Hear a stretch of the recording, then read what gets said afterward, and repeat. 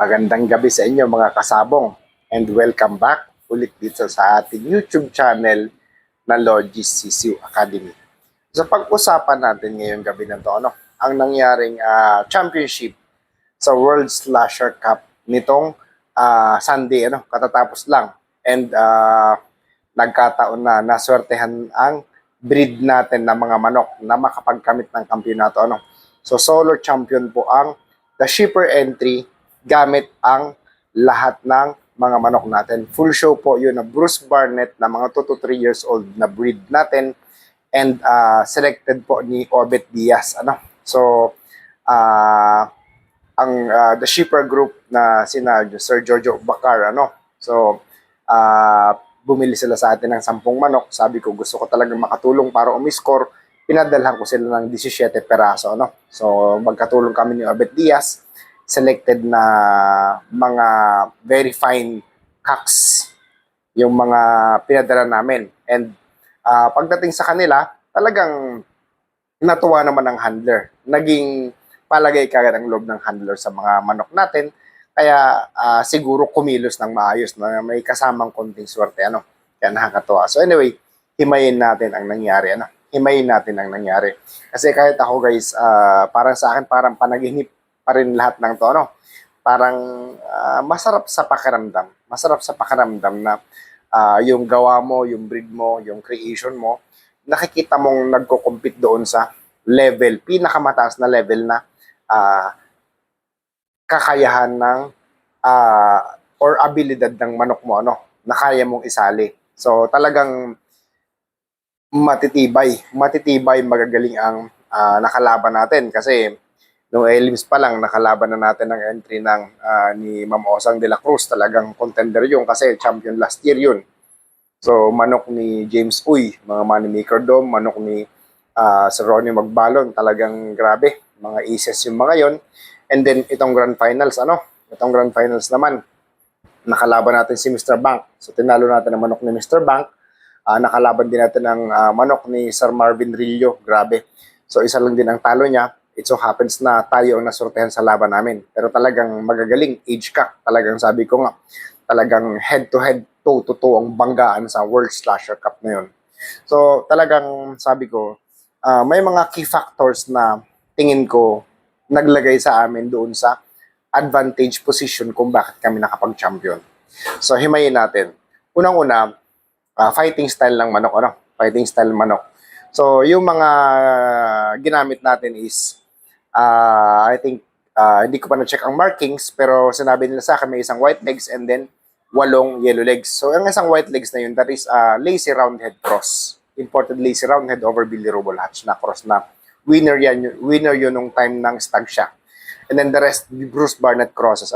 Bruce sa yellow-legged hatch, Bruce sa Billy Robol Hatch, Bruce sa Blueface Hatch. So, yun lang naman ang crosses natin.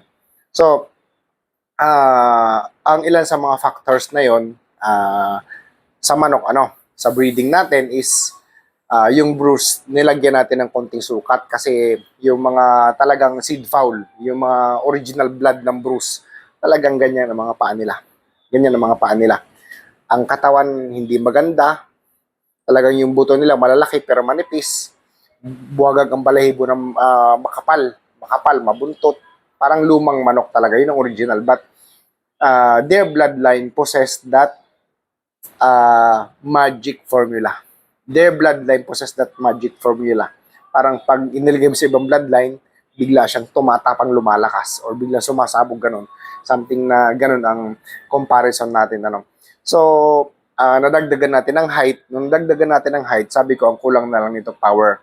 Kasi isa sa mga nako-contribute ng Bruce Barnett sweater is yung accuracy ng palo. Accuracy ng palo, and then yung leg extension na mahaba. Mahaba talaga mag-extend ng pa ang Bruce kasi sasadyain kanyang tamaan. So, that is one of the characteristics ng good cutting roosters. So, napahaba ko na ang paa niya. So, pag binato niya, mas advantageous pag medyo mahaba siya, lalo kak. Kasi pag kak, lahat sila may power na eh. Lahat sila may puwersa. So, pag ipinalo niya yun, aabot lalapat sa kalaban. So, mas devastating ang damage pag naiabot niya ng palo yun.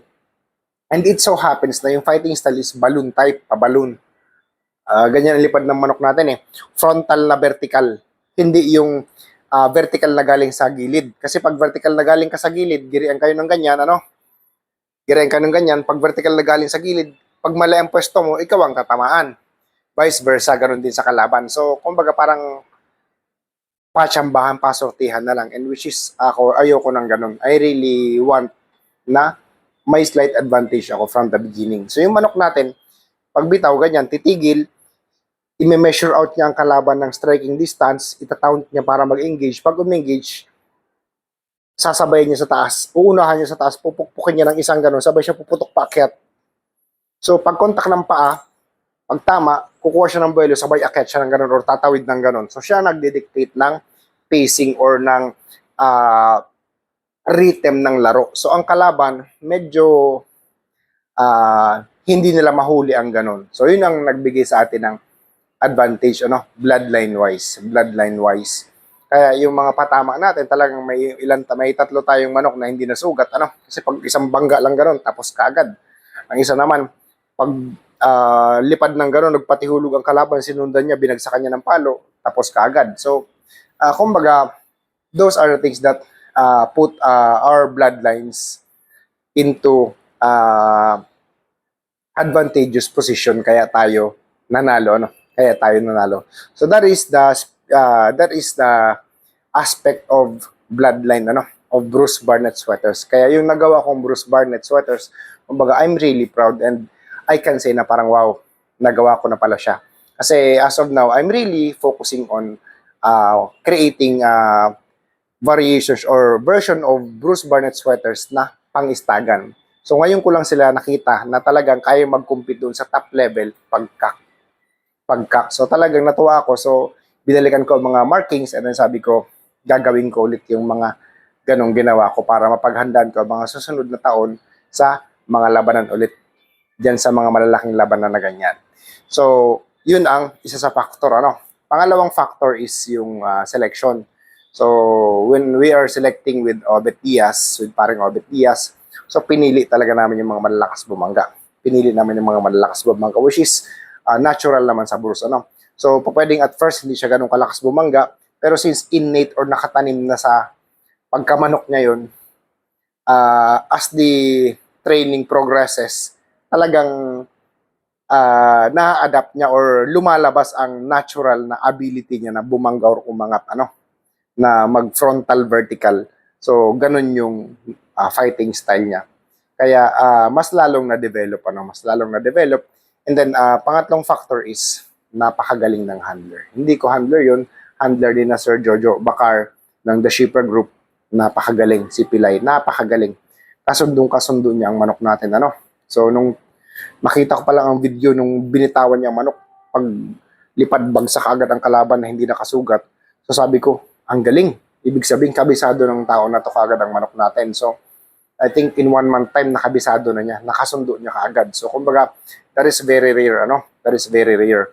Kasi, minsan, sa kadamihan ng bloodline na available, kung ano ang iba-iba naman kasi ang ugali naman, iba-ibang consistency, iba-ibang palo, iba-ibang hinahanap ng kada handler. So sabi nila, yung manok natin is natuturuan. So yun ang key factor, natuturuan. So sabi ko nga, ang word ko naman doon, nagre-respond sila sa training. Nagre-respond sa training. Unlike ng ibang manok, hindi sila nagre-response, may sarili silang galaw, may sarili silang ugali. So yung Bruce Barnett natin, so kung gusto mo sila umangat, natuturuan sila. Kaya, kumbaga, yun ang main bloodline natin sa farm, and doon nga, natest nga natin yung shuri natin, natest natin yung shuri natin doon sa labanan sa World Slasher Cup na kung saan nag-solo champion ang The Shipper Group. Nag-solo champion ang The Shipper Group using our Bruce Barnett sweaters. And then talagang yun nga, yung conditioning, yung pointing, very exceptional. Bilib talaga ako. Hinawakan ko ang katawan, bilib ako kung paano sila magpakatawan. Si Pilay, yung handler ng The Shipper Group, ni Sir Jojo Bakar at ni Sir Roel. So talagang napakagaling. Saludo ako. Kaya kumbaga gusto kong tuklasin kung paano nila ginagawa para sa sarili ko, alam ko din. Kasi ang contribution ko lang naman sa event na yun is mag-supply ng mga manok para matest ko rin ang mga manok na binibreed natin dito sa farm. And it so happens na talagang nakarating tayo doon sa hinahanap natin. So, yung mga factors na yun, tingin ko yun ang nagbigay sa atin ng advantage, ano? Kasi sabi ko nga, maraming magagaling na manok. Kaso, yung nga, yung pag nagparadahan kayo, dance of death, naggirian kayo, paunahan ng posisyon, paunahan magkamali. So, kung siya magkamali, talo siya. Kung ikaw magkamali, talo ka. So, parang sa akin, we can do much better. We can do something na may iwasan natin na magkaroon ng error ang manok natin sa ganun. We can always create a chicken that will dictate the tempo of the fight kaysa doon sa aasa tayo doon sa magkamali ang kalaban natin. So sa akin, yun lang naman ang tsuri ko. Ano? So since ganun ang typical or natural na ugali ng manok, and then nasundan ng training na ganun din, so ito ang naging resulta. Ano? Ito ang naging resulta. So talagang sa akin, I'm really thankful and I'm really thankful sa inyo guys sa suporta nyo sa atin, sa panalangin na sana makuha natin ng championship.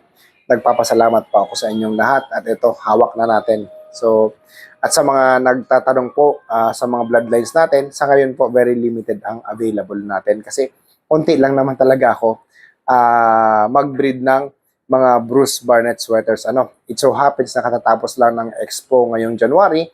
So, halos iilan na lang ang natira. So, maliliit pa yung mga breeding natin. Kaya, kailangan palakihin muna kasi mas lalo ngayon na may pangalan na tayong pinoprotektahan, may record na tayong pinoprotektahan. Kailangan talagang ang ilalabas ko, top of the class na hindi ako mapapahiya sa mga kasama natin. Kasi sabi ko nga sa inyo, napakahirap po na i-breed ang mga inbred na Bruce Barnett sweaters. Nung nakaraan lang, pumatay ako ng 14 piraso. 14 piraso, maliliit, may mga kanto ang likod.